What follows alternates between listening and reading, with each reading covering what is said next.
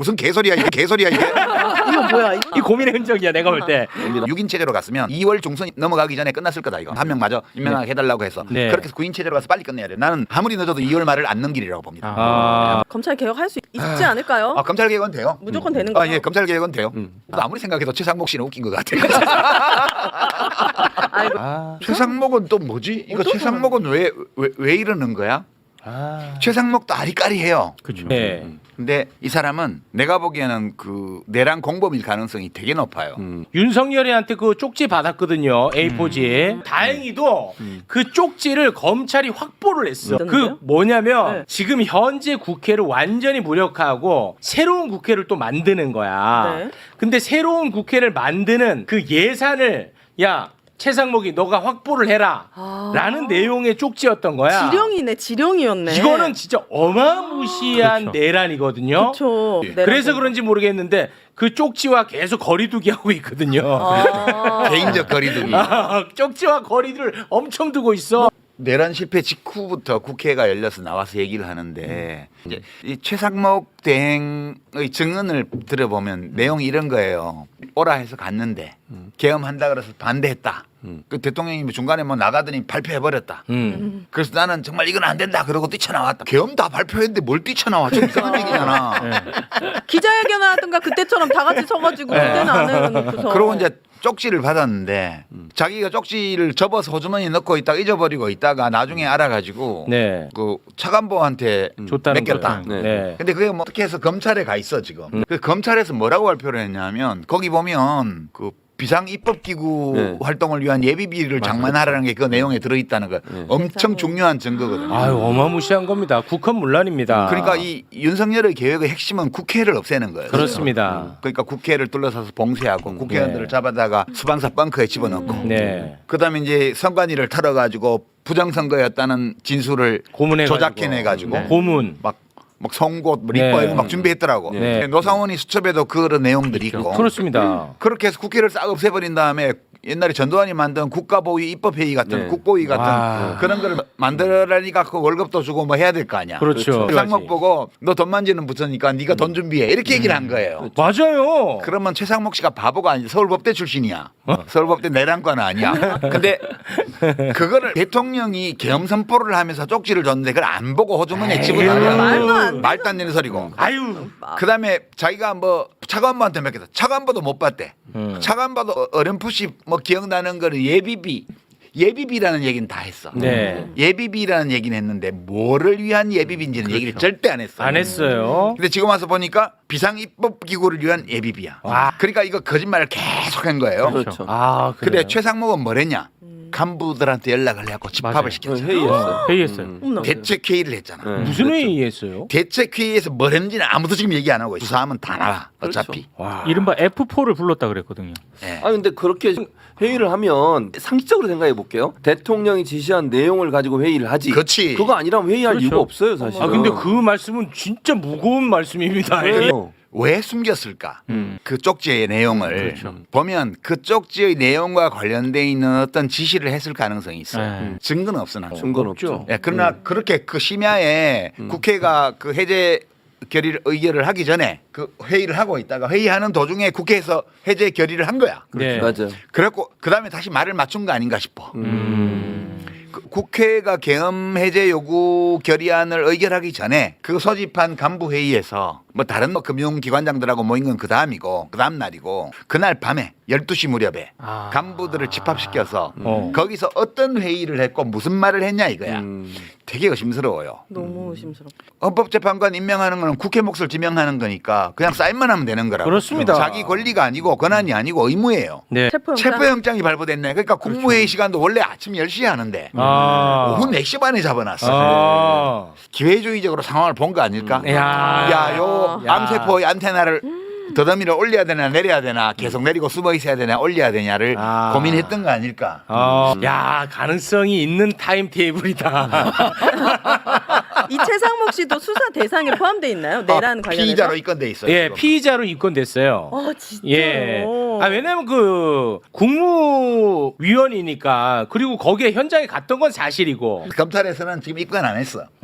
근데 국가수사본부 경찰청 국가수사본부에서 예. 피의자로 입건을 했어요. 그렇습니다. 네. 야 머리는 진짜 아팠나 보다. 뭘 엄청난 고민의 흔적이 보입니다. 예. 최상목 권한대행이 가장 큰 숙제가 헌법재판관 임명 아니겠습니까? 네. 국회 추천목 3명 중 2명은 임명을 하고 엥? 어? 1명은 여야 합의 후 임명을 하겠다라고 밝혔다고 합니다. 1명은 무슨 개소리야 이게 개소리야 이게. 이거 뭐야? 이거 이 고민의 흔적이야 내가 볼 때. 은밀한 보류한 그 1명은 마은혁 헌법재판관 네, 후보자. 음. 그러니까 정계선 마은혁 헌법재판관 후보자는 민주당이 추천을 추천한 했고 거죠. 조한창 헌법재판관 후보자는 국민의힘이 추천을 했거든요. 네. 근데 이제 마은혁 후보는 일단 보류를 시켰네요. 네. 그 확실하게 네. 탄핵 인용할 사람이거든. 맞아요. 아. 그러니까 이게 수상해 지금. 지금 이제 수상한데 안 수상한 척하는 거죠. 예, 여야 합의라는 게 무슨 개소리야. 네. 이거는 인사권이 대통령한테 없어요. 국회가 선출하는 자를 임명하도록 헌법에 되어 있는 거라고요. 그렇죠. 이 최상목이의 이 잔머리 그러니까요. 그리고 또 하나의 과제가 있잖아요. 특검. 내란 특검. 네. 네. 그리고 김건희 특검. 네. 이 부분에 대해서는 위헌성이 해소가 안 됐다고 더 엄격한 잣대가 필요하다. 여야가 머리를 맞대달라 하면서 거부권을 행사한 거부권 거죠. 행사했습니다. 이건 탄핵을 할 수밖에 없네. 이거는 이거는 탄핵이지. 이건 탄핵할 수밖에 없을 것 같아요. 이거는 그냥 이거는 암세포야. 암세포 단정 지어. 예, 암세포라고 봐요. 기본적으로. 지금 이 결정을 보니까 유 작가님이 아까 얘기한 그 회의가 진짜 이상했네요. 그날 계엄 선포한 날 밤에. 네, 그날 밤에. 그러니까 이제 만약 그 쪽지에 기재된 내용, 그게 이제 국헌문란의 제일 중요한 내용이잖아요. 국회를 폐지하고 그 국보위 같은 걸 만들어서 네. 지 마음대로 법을 만들겠다고 그렇죠, 한 거기 때문에 네. 그거에 협조하는 거는 기재부 장관으로서 돈 마련하라고 지시를 했다면 네. 그거는 중요임무 종사예요. 그렇습니다.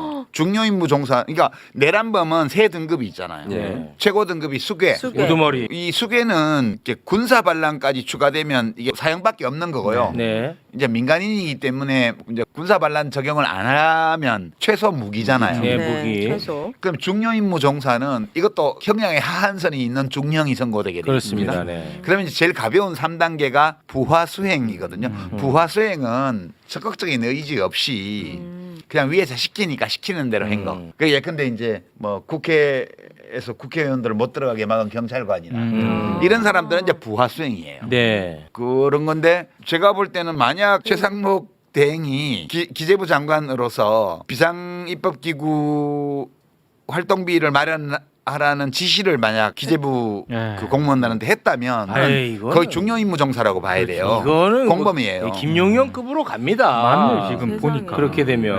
네. 그래서 야. 떼거지로 나와가지고 기자회견하면서 한덕수 총리 탄핵하지 말라고 난리나. 민주당에서 뭐 어떻게 할지는 모르겠는데 민주당에서 더 많은 정보를 가지고 해 나가겠죠. 근데 이거는 제가 볼 때는 공범임을 자백한 거라고 봐야 돼요. 내란 아. 공범임을. 예. 스스로 이 건강 검진 이 세상에 알려준 거야. 이거는 스스로가. 자백한 거다. 아. 나는 사실 최상목 씨가 좀 더 영리하게 기회주의를 할 줄 알았어요. 자기가 중요임무 종사였다고 해요.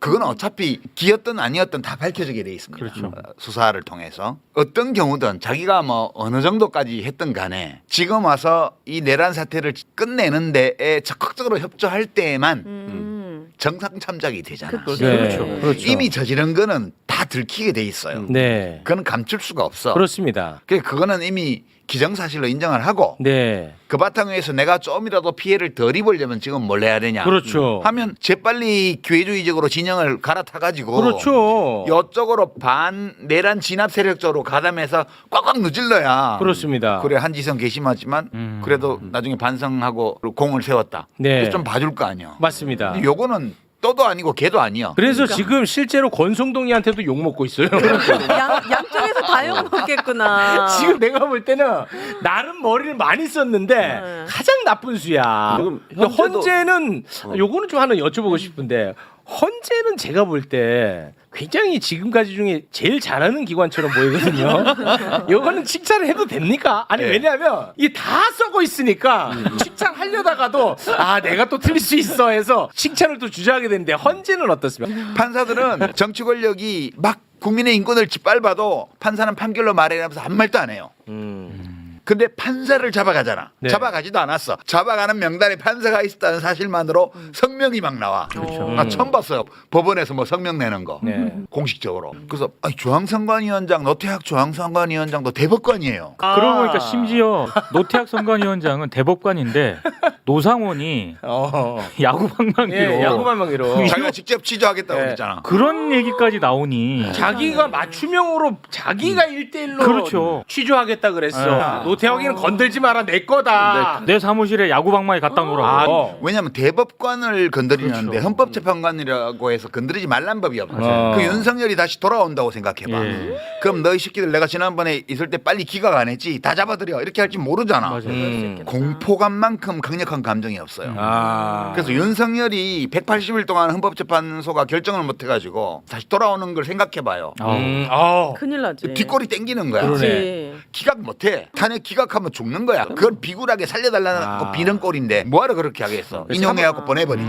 그러니까 이 문제를 논의하려면 이 건 심리를 계속해가면서 윤석열 탄핵 건 심리를 계속해가면서 야 이거 인용해야 돼 기각해야 돼 라고 서로 이렇게 맞춰본 다음에 모두가 인용이다. 그럼 모여서 결과가 같기 때문에 우리가 만장일치로 인용하자. 그래서 결정해버려. 그러면 윤석열 쪽에서 왜 6명이서야 안 돼? 라고 우리 헌법소원 낼 거야? 그럼 또 우리한테 가져와.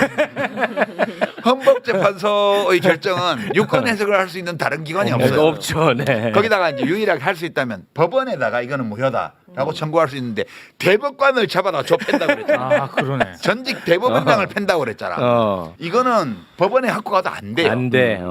네, 대법관을 잡아다 현직 대법관, 전직 대법원장을 잡아다가 고문하려고 했기 때문에. 다행이다. 그 그래서 정도가. 이게 진짜 큰 실수를 저지른 거예요. 이 암세포들이. 다행이야. 네, 그래서 저는 헌법재판소는 지금 그냥 6명으로 갔어도 나는 그래요? 결정됐을 가능성이 높았다고 봐요. 그러면 헌재가 우리 6명이서 결정할지 말지에 대한 지금 검토가 있다라는 것은 얼추 6명이 뭔가 탄핵 인용 쪽으로 좀 가닥에 잡히는 것 아니겠느냐. 예, 저는 그렇게 봤어요.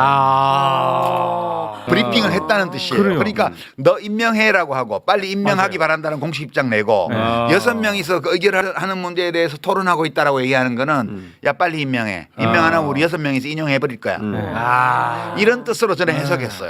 근데 이런 해석을 세상에 많이 알려야 됩니다. 왜냐? 그러면 윤석열이라는 암덩어리가 다시 돌아오지 못할 것이라는 메시지가 그렇죠. 세상에 전파가 되면 그래. 다른 암덩어리도 빨리. 위축되는 거지. 그치. 아니 꼭 뭐 방맹이로 법관 팬다 이런 거 없어도 네. 법리상 이번에 너무 명확해요. 그렇긴 하죠. 그 쟁점 4가지로 첫 번째 그 변론기일 준비할 때 정리를 했잖아. 네. 보면 너무 명백해가지고 네. 심의할 것도 없어요. 그래서 저는 사실 없어. 어떻게 보냐면 6인 체제로 갔으면 2월 중순이 넘어가기 전에 끝났을 거다 이거. 오히려 속도가 빨랐을 오히려. 거다. 예. 왜냐하면 만장일치가 되면 바로 결정할 수 있기 때문에 확인이 빨라요. 근데 지금 일단 2사람은 더 했잖아. 그렇습니다. 그다음에 절차를 또 민주당에서 밟겠지. 헌법소원 내든가 이래가지고 헌법 한 명 더. 신속 심리해서 한 명 마저 임명하게 해달라고 해서 네. 그렇게 해서 9인 체제로 가서 빨리 끝내야 돼요. 나는 아무리 늦어도 2월 말을 안 넘기리라고 봅니다. 헌재가 예. 그거는 뭐 참 다행스럽다 그래도. 좋겠네요. 예. 근데 서울 시내 전국적으로 그래도 이재명은 안 됩니다. 이 플랜카드 하얀 바탕에 엄청 지금 많죠. 붙여놨잖아. 맞습니다. 네. 국민의힘은 쥐씨알 만하게 이름 박아놓고 그렇게 네. 자기 당 이름이 창피한가 봐. 그런데 그 내란 세력 암세포들이 절대 안 된다고 하는 거 보니까 꼭 돼야 되겠다는 생각이 엄청 드는 거예요. 그래도 이재명은 안 됩니다라는 것은 야 이거는 야 이거 제대로 된 신약이 나왔구나 이렇게 받아들인다. 표적 항암제야.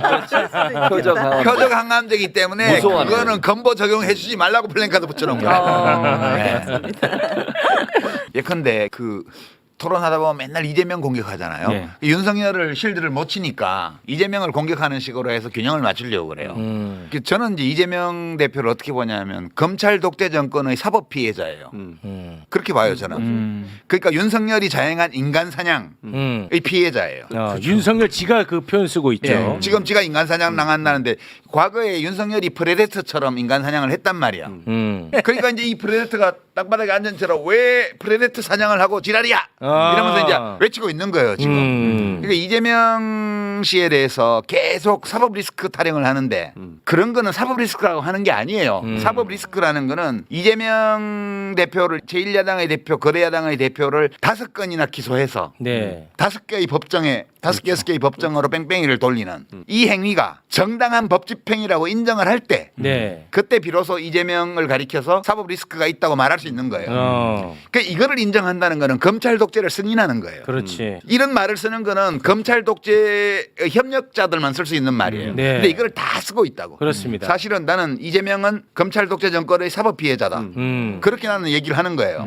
그러니까 제발 좀 이재명 사법 리스크 타령은 좀 그만해라. 그 언어 자체가 더러운 언어다. 네. 그거는. 그러니까 저는 그런 네. 차원에서 이제 윤석열의 실체는 우리가 다 봤잖아요. 이건 뭐 이견이 없잖아. 정상인이라면. 난 그래서 이 윤석열이가 수사했던 거 기회 되면 다시 한번 더 해야지. 다시 봐야 된다. 맞아요. 그러니까 지금 얘기한 것처럼 윤석열의 이런 실체를 보면 자기가 장기 집권을 노리고 있었다고도 볼 수 있고. 그래서 이재명을 죽이려고 한 거예요. 아, 그럼요. 이 그래서 쿠데타 죽이려고 계획과 그러죠. 다 연관된 거예요. 그게. 그럼요. 아, 내란도 벌이는 사람인데. 조국 사냥과 이재명 네. 사냥은 전부 이번 내란 범죄와 거의 동일한 차원의 그렇죠. 직권 남용이고 권력 사유화거든요. 그렇죠. 네. 근데 그 문제 의식이 1도 없이 자기들이 윤석열과 이재명에 대해서 등거리로 균형을 지키면서 중립을 지킨다는 미명 아래 윤석열의 내란 행위는 편을 안 들면서 이재명을 그렇게 6건씩이나 기소한 이 행위에 대해서는 정당한 법 집행이었던 것처럼 전제를 두고 얘기를 하고 있잖아요. 맞습니다. 이게 가면무도회라는 거예요. 네. 전부 이거는 그 검찰 독재에 대한 부역이에요. 저는 그렇게 생각해요. 네. 그러니까 윤석열이가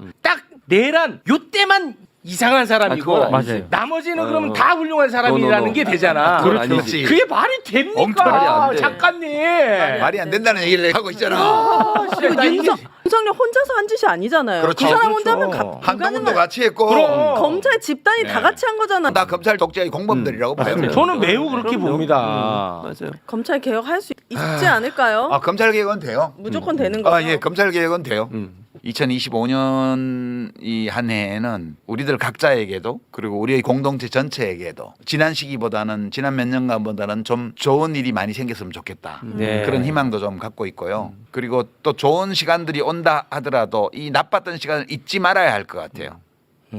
익숙해지면 우리 모든 것이 정상 궤도에 들어가서 모든 것이 정상적으로 돌아가면 또 이것이 얼마나 귀한 것인지를 잊어버릴 수가 있거든요. 그러면 이제 또 같은 실수를 반복하게 돼요. 네. 그래서 오늘 우리가 지난 2년 반 겪었던 이 큰 소용돌이에 대한 기억을 절대 살아있는 동안은 잊지 말았으면 좋겠다. 네. 그러면 또 이런 구렁텅이에 빠지는 일은 안 생기지 않을까. 네. 이런 소망도 조심스럽게 이렇게 좀 말씀드려 봅니다. 저도 그렇게 봅니다. 자, 오늘 새해 그래도 새해답게 뭐 좀 신경 안정돼 좀. 조금 희망적인 네. 맞아요. 이야기를 함께 나눈 것 같아서 아유 그래 이 자리 잘 마련한 것 같다. 아무리 생각해도 최상목 씨는 웃긴 것 같아요. 아이고야. 최상목 씨는 최상목 씨는 권성동한테 욕 바가지로 먹고 있다는 점. 네. 본인도 요거 다시 하고 싶다라는 생각이 들 것 같아. 그렇지. 본인도. 제가 생각할 때는 탄핵 안 당하면서 어떻게 버텨보려고 하는 것 같아요. 느낌상 최상목이. 네. 지금 이런 걸 최상목. 바둑에서는 전문용어로 꼼수라고 해요. 네. 꼼수야. 맞아요. 꼼수예요. 예, 다 보였어요. 새해는 진짜 좋은 일 가득했으면 좋겠습니다. 네. 새해 복 많이 받으십시오. 많이 고맙습니다. 받으세요, 여러분. 감사합니다. 새해 복 많이 받으십시오. 여러분도 새해 복 많이 받으시기 바라겠습니다.